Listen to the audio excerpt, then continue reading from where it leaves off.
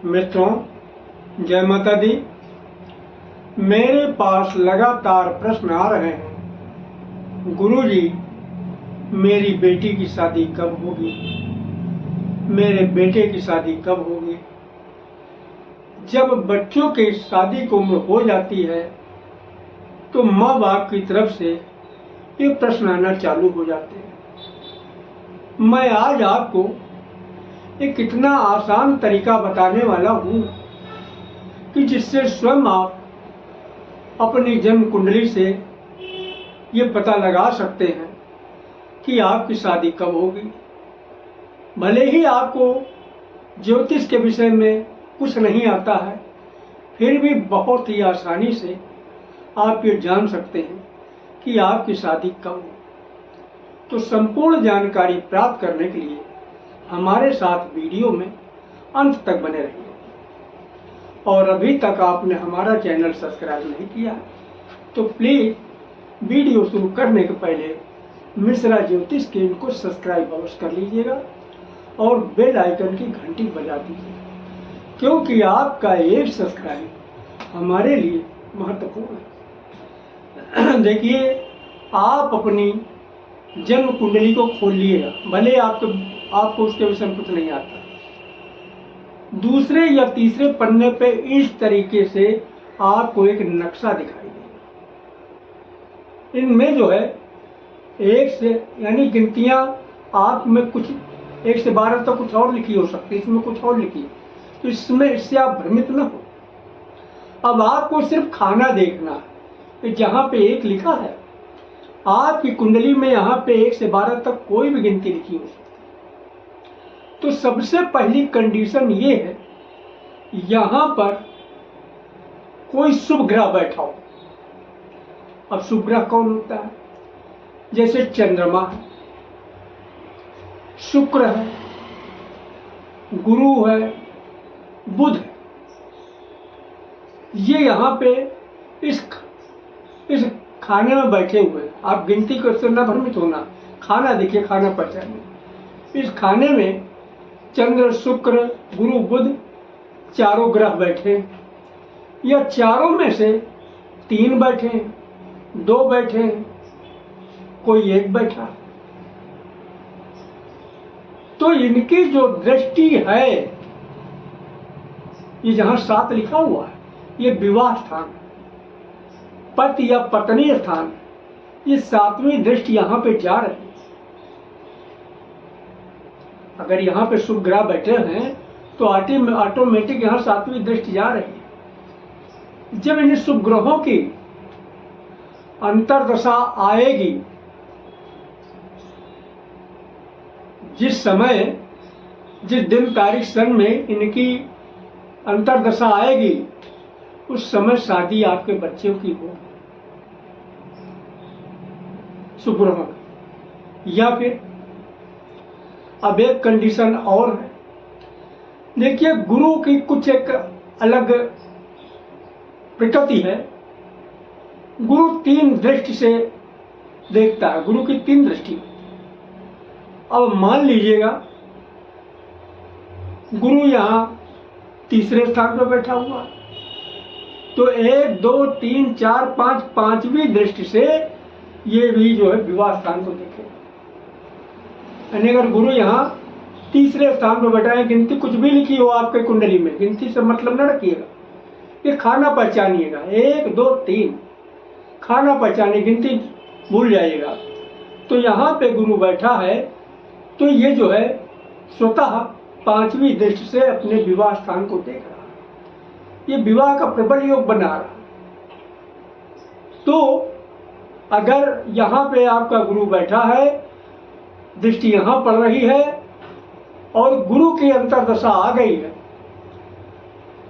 तो आपका विवाह निश्चित होगा जिस भी समय इसकी अंतर्दशा आएगी। अब एक भेद और भी है। अगर जो है 11वें स्थान पे गुरु बैठा है, अगर इस स्थान बैठा, गिनती कुछ भी हो यहाँ पे, लेकिन यहाँ पे बैठा है, तो 9वीं दृष्टि से अपने यहाँ पे देखता है विवाह स्थान। कैसे? 1, 2, 3, 4, 5, 6, 7, 1 2 3 4 5 6 7 8 9, यानी यह 11वें स्थान से बैठा। 11वें स्थान से अपनी नवी गिन लीजिए फिर से। 1 2 3 4 5 6 7 8 9, 11वें स्थान पे बैठा है। तो जहां पे 11 नंबर गिनती लिखी है, यहाँ पे आपकी कुंडली में कुछ भी गिनती लिखी हो सकती है। गिनती से कंफ्यूज ना होइए, आप भाव पहचानिए, खाना पहचानिए। अगर यहाँ भी गुरु बैठा है तो नवी दृष्टि से आपके विवाह स्थान को देख रहा है, और यहाँ बैठा है और गुरु की उस समय अंतर्दशा चल रही होगी, या जिस समय अंतर्दशा आएगी यहाँ पे गुरु बैठा है, तो उस समय आपके बेटी बेटे का विवाह होगा। अब एक कंडीशन और भी है कि अगर यही शुभ ग्रह यहाँ सप्तम स्थान पे बैठे हुए हैं, जैसे गुरु है, शुक्र है, चंद्रमा है, बुध है, ये यहाँ पे सप्तम स्थान बैठे हैं यानी विवाह स्थान पे, और इनकी अंतर्दशा आ गई तो भी विवाह होगा। यानी चारों ग्रह में से कोई ग्रह बैठा हुआ है और इनकी अंतर्दशा आ गई तो भी विवाह होगा। अब अगला सूत्र समझिएगा। ये 7वां स्थान है, 7वां भाव है। यहां पे गिनती कुछ भी लिखी है, हमारे इसमें 7 लिखा, लेकिन आपके इसमें 1 से 12 तक कोई भी गिनती लिखी हो सकती है। अब यहाँ के स्वामी को आप जानिएगा, भाव का मालिक कौन है। तो भाव के मालिक को जानने के लिए आप कागज कलम निकालिएगा। हम आपको बता रहे हैं, जैसे आपके यहाँ पे 1 नंबर गिनती लिखी है तो आप लिखिएगा मंगल। 2 गिनती लिखी है तो शुक्र लिखिएगा। 3 की गिनती लिखी है तो बुध लिखिएगा। 4 की गिनती लिखी है तो चंद्रमा लिखिएगा। 5 लिखा है तो सूर्य लिखिएगा। 6 लिखा है तो बुध लिखिएगा। 7 लिखा है तो शुक्र लिखिएगा। 8 लिखा है तो मंगल लिखिएगा। 9 लिखा है तो गुरु लिखिएगा। 10 लिखा है तो शनि लिखिएगा, और 11 लिखा तो भी शनि लिखिएगा। 12 लिखा है तो गुरु लिखिएगा। अब जब यहाँ के ग्रह के स्वामियों की जब अंतर्दशा आएगी तो भी विवाह के प्रबल योग बनते हैं। बस शर्त यह है, ये जो ग्रह कहीं से कमजोर नहीं होना चाहिए, इन पे किसी पापक ग्रह की दृष्टि नहीं होना चाहिए। तो आपके विवाह का समय वही होगा जिस समय इनकी अंतर्दशा चल रही हो। अब एक चीज और है कि आप जो है इन ग्रहों की अंतर्दशा भी चल रही है, शुभ ग्रहों की अंतर्दशा भी चल रही है। गुरु की है, चंद्र की है, शुक्र की है, बुध की है, और फिर भी आपकी शादी नहीं हो रही। कहीं न कहीं से जो है ग्रह कमजोर पड़ रहा है। तो जो ग्रह कमजोर पड़ रहा है उस ग्रह का बीज मंत्र पढ़िए।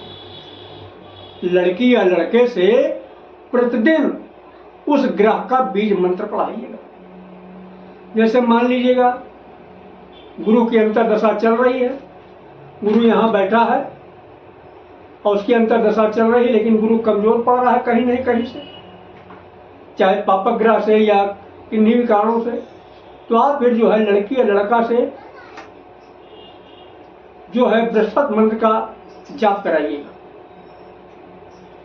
अगर शुक्र कमजोर पड़ रहा है किन्हीं न किन्हीं कारणों से, तो लड़की या लड़का से शुक्र का प्रतिदिन जाप कराइएगा।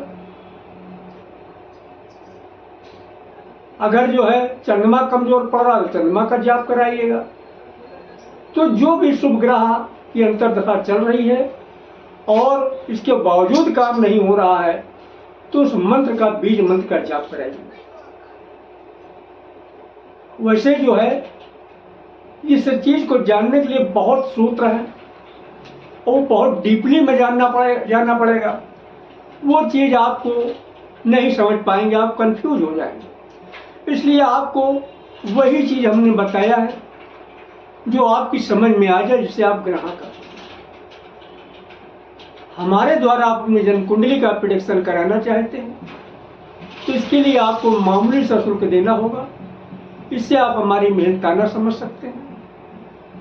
हमारे द्वारा दी गई जानकारी आपको अच्छी लगी तो मिश्रा ज्योतिष केंद्र को सब्सक्राइब करें, लाइक करें और अपने इष्ट मित्रों में अधिक से अधिक शेयर करें। महाकाल के भक्त हैं तो हर हर महादेव, माता भक्त हैं तो जय माता दी लिखें। माँ पार्वती और भोलेनाथ मिलके आपकी मनोकामना शीघ्र पूरा करेंगे। जय माता।